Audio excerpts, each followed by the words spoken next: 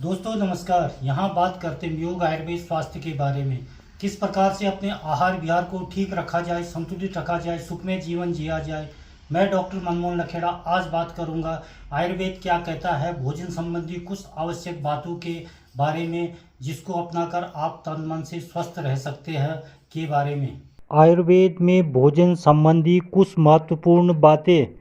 दोस्तों, विश्व में आयुर्वेद ही एकमात्र ऐसा अनोखा अद्भुत शास्त्र है, चिकित्सा शास्त्र है, जिसमें जीवन जीने की समस्त कलाओं का बहुत ही विस्तार से एवं बहुत ही सूक्ष्म वर्णन किया गया है। आयुर्वेद जीवन जीने में जो भी जरूरी है उस पर बहुत ही विस्तार से एवं बहुत ही सूक्ष्म लिखा गया है दोस्तों, जिसे आज के वैज्ञानिकों ने भी सच साबित कर दिया है। और दोस्तों, जोर देकर कहते हैं कि अगर जीवन में तन मन से या शारीरिक मानसिक रूप से स्वस्थ सुखी 100 साल तक तन मन से स्वस्थ सुखी जीना है, रहना है, तो दोस्तों आयुर्वेद के ग्रंथों में लिखे नियमों का सख्ती से पालन करना ही होगा। दोस्तों, उसके बिना स्वस्थ जीवन की कल्पना नहीं कर सकते। इसलिए दोस्तों आयुर्वेद शास्त्र में या दोस्तों पवित्र ग्रंथों में जो भी नियम लिखे गए हैं उनका सख्ती से पालन करना बहुत ही ज़रूरी है। और दोस्तों जीवन में तन मन से सुखी स्वस्थ बनिए। दोस्तों, आज हम बात कर रहे हैं आयुर्वेद शास्त्र में भोजन के बारे में क्या कहता है।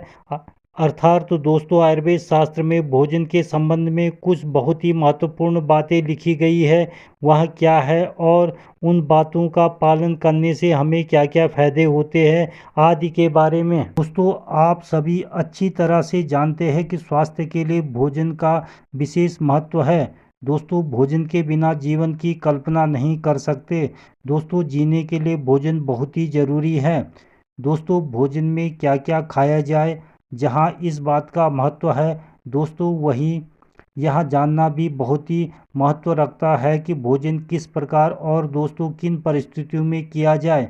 दोस्तों, इन सब बातों पर विचार करके और इन पर आचरण करके हम भोजन से पूर्ण स्वास्थ्य प्राप्त कर सकते हैं। दोस्तों, कुछ महत्वपूर्ण बातें निम्न है। नंबर 1, स्निग्ध भोजन या चिकनाई युक्त भोजन। दोस्तों, हमारे भोजन में घी, तेल आदि स्निग्ध या चिकनाई युक्त द्रव्यों का पर्याप्त मात्रा में होना बहुत ही जरूरी है। दोस्तों, आजकल हृदय रोग, ब्लड प्रेशर या उच्च रक्तचाप और मोटापा आदि के डर से लोग घी, तेल आदि का बिल्कुल प्रयोग न करके रूखा भोजन करते हैं। दोस्तों, यह सर्वथा अनुचित है, यानी उचित नहीं है। स्निग्ध भोजन के फायदे। दोस्तों, जहाँ घी, तेल आदि से भोजन स्वादिष्ट बनता है और दोस्तों रुचि उत्पन्न करता है, वहीं दोस्तों भोजन मुलायम भी बनाता है। दोस्तों, इससे पाचक अग्नि तीव्र होती है, भोजन सुपाच्य बनता है, बल की वृद्धि होती है, इंद्रिय दृढ़ बनती है और दोस्तों रंग में निखार आता है। दोस्तों, घी आदि स्निग्ध पदार्थों के सेवन से वायु का अनुलोमन होता है, यानी किसी प्रकार की गैस आदि भी नहीं बनती है। और दोस्तों मल विसर्जन में भी सुविधा होती है, यानी कब्जी भी नहीं रहती है। जोड़ों के बीच स्निग्धता यानी चिकनाहट बने रहने से उसमें आपस में रगड़ कम होती है और दोस्तों जोड़ों के रोगों की संभावना भी नहीं होती।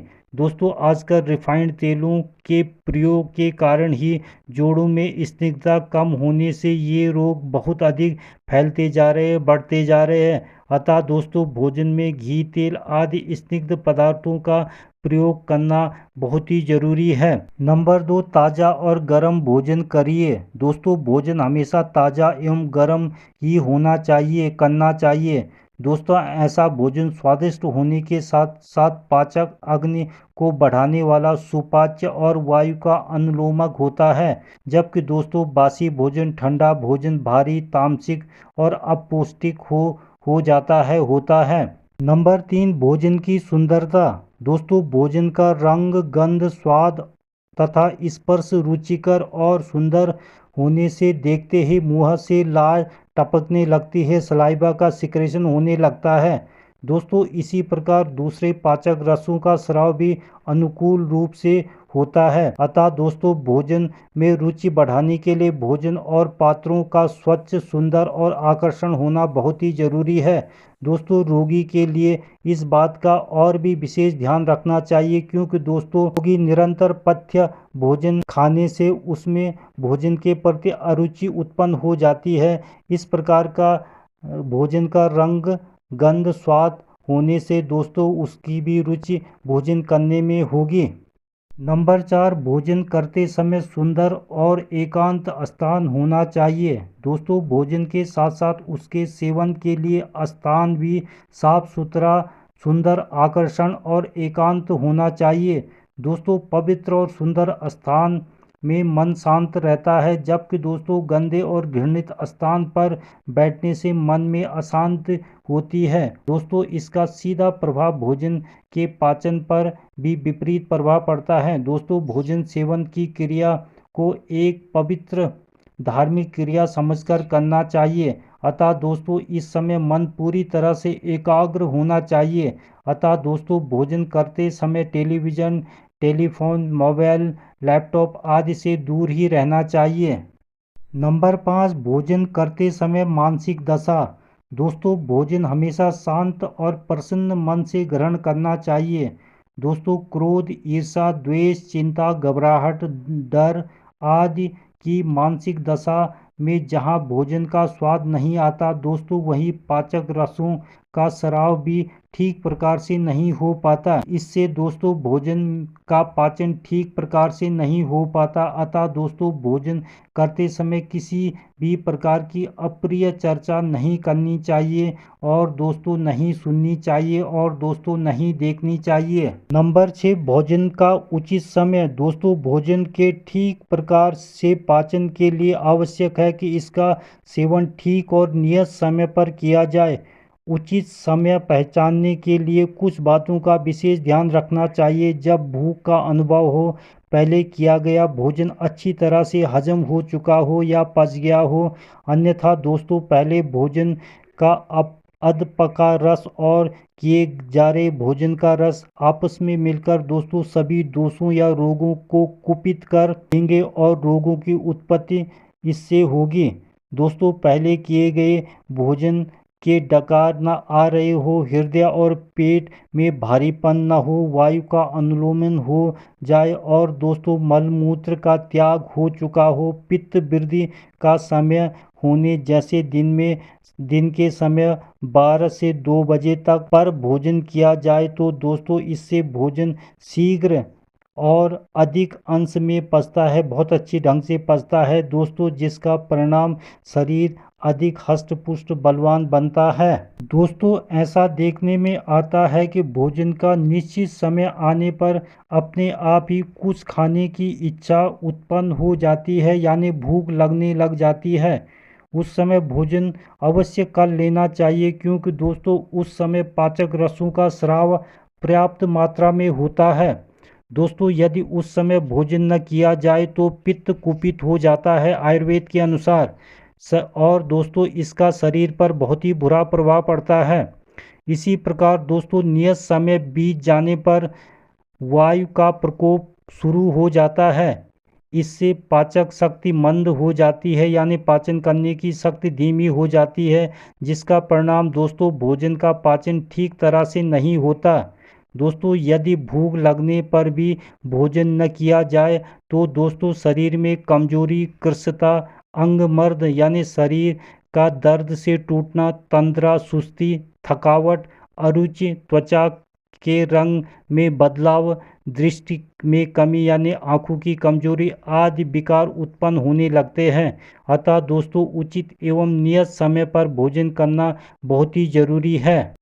नंबर 7, भोजन की मात्रा। दोस्तों पूरे पोषक तत्व प्राप्त करने के लिए भोजन का सेवन उचित मात्रा में करना बहुत ही जरूरी है। दोस्तों भोजन के बाद पेट का 1/3 भाग खाली रहना चाहिए दोस्तों, जिसमें पाचक रस और कफ भोजन के साथ अच्छी तरह से मिलकर उसका पाचन कर सके, और दोस्तों वायु की गति भी ठीक प्रकार से हो सके। दोस्तों भोजन के बाद यदि पेट में दबाव व भारीपन और पार्श्व में तनाव न हो, छाती में रुकावट और भारीपन न हो, भूख प्यास शांत हो, उठने बैठने सोने चलने हंसने श्वास लेने छोड़ने और बातचीत करने में किसी भी प्रकार की कठिनाई न हो, प्रातः ग्रहण किया गया भोजन का सायंकाल यानी शाम तक तथा दोस्तों सायंकाल शाम का ग्रहण किया गया भोजन को प्रातः तक अच्छी तरह पाचन हो जाए, वायु का अनुलोमन हो तथा दोस्तों आयुर्वेद के अनुसार उस धातु मल में किसी प्रकार का विकार न हो, तो दोस्तों समझना चाहिए कि भोजन उचित मात्रा में लिया गया है। तो भोजन की मात्रा का निर्णय करने के लिए मनुष्य को अपनी प्रकृति, आयु, पाचक अग्नि यानी उसकी पाचन शक्ति कैसी है की शक्ति, द्रव्यों के लघुत्व यानी हल्कापन तथा अग्नि की तीव्रता पर विचार करना चाहिए, यानी उसकी पाचन शक्ति कैसी है उस पर विचार कर ही भोजन करना चाहिए। दोस्तों अच्छी पाचन शक्ति होने पर वे यदि कुछ अधिक मात्रा में या दोस्तों भारी भोजन को भी ले लेंगे तो दोस्तों उन्हें कोई कष्ट नहीं होगा। जबकि दोस्तों मंद अग्नि यानी जिसकी पाचन शक्ति कमजोर हो, वह व्यक्ति दोस्तों अगर थोड़ा या अधिक या दोस्तों भारी खाना भी खाएगा तो दोस्तों उसको कष्ट होगा, परेशानी होगी। दोस्तों इसी प्रकार यदि स्वभाव से ही लघु यानी हल्के पदार्थ जैसे मूंग, साली चावल आदि कुछ अधिक मात्रा में सेवन कर भी लिया जाए तो दोस्तों कष्ट नहीं होता है, परंतु दोस्तों बहुत अधिक मात्रा में सेवन करने पर ये पदार्थ भी भारी पदार्थों की तरह पचने में दिक्कत करते हैं। कि दोस्तों उड़द जैसे भारी पदार्थों का सेवन यदि थोड़ी मात्रा में किया जाए या दोस्तों उनके साथ अजवाइन, हींग आदि डालकर उन्हें भी सुपाच्य बना लिया जाए तो दोस्तों ये भारी पदार्थ भी शीघ्र ही पच जाते हैं, हजम हो सकते हैं। संक्षेप में दोस्तों आवश्यकता से कम मात्रा में किया गया भोजन संतोष प्रदान नहीं करता और दोस्तों शरीर के बल को नष्ट करता है, शरीर को कमजोर बनाता है। जबकि दोस्तों अधिक मात्रा में किया गया भोजन आलस्य, भारीपन, मोटापा और अपच आदि रोगों को उत्पन्न करता है। अतः दोस्तों भूख लगने पर व्यक्ति को अपनी पाचन शक्ति के अनुकूल मात्रा में भोजन करना चाहिए। नंबर 8, भोजन को चबा चबा कर खाना चाहिए। दोस्तों सबसे पहले भोजन मुख में जाता है जहां इसमें लाला रस मिलता है यानी सलाइवा का सिक्रेशन होता है। दोस्तों भोजन को दांतों से जितना अधिक चबाया जाता है उससे दोस्तों लार भी उतनी अधिक मात्रा में मिलती है। दोस्तों इससे ठोस पदार्थ द्रव रूप में बदल जाता है जिससे दोस्तों भोजन की पाचन क्रिया सरलता पूर्वक संपन्न हो जाती है। दोस्तों इसके विपरीत ठीक प्रकार से न चबाने से ठोस व कठोर पदार्थ ही निगल लिए जाते हैं। दोस्तों इनको आमाशय आदि कोमल अंग ठीक प्रकार से मुलायम नहीं बना पाते। एक तो आमाशय आदि अंगों को अधिक मेहनत करनी पड़ती है जिससे दोस्तों वे कमज़ोर हो जाते हैं। दूसरे भोजन का पाचन भी पूरी तरह से नहीं हो पाता और दोस्तों जिसके कारण अजीर्ण, कब्ज, गैस जैसे रोग उत्पन्न हो जाते हैं। अतः दोस्तों चबा चबा कर मुलायम किया गया भोजन निगलना चाहिए, बिना चबाए ठोस पदार्थ के रूप में नहीं। नंबर 9, भोजन का सात्म। आयुर्वेद के अनुसार सात्म क्या है? दोस्तों सात्म का अर्थ है अनुकूलता। दोस्तों एक पदार्थ किसी एक व्यक्ति के लिए लाभकारी गुणकारी हो सकते हैं तो दोस्तों दूसरे के लिए प्रतिकूल यानी असात्म और हानिकारक हो सकते हैं। दोस्तों यह ज्ञान मनुष्य को अभ्यास और अपने अनुभव के आधार पर ही हो सकता है। दोस्तों भोजन से पूरे पोषक तत्व प्राप्त करने के लिए अनुकूल भोजन का सेवन करना ही उचित है, जबकि दोस्तों प्रतिकूल पदार्थ लाभ के स्थान पर हानि पहुंचा सकते हैं। दोस्तों भोजन की अनुकूलता यानी साम्यता निम्नलिखित प्रकार की होती है। नंबर 1, देह सात्म यानी देह माने शरीर सात्म। दोस्तों जो पदार्थ व्यक्ति के शरीर के लिए उपयोगी होता है। नंबर 2, देश सात्म।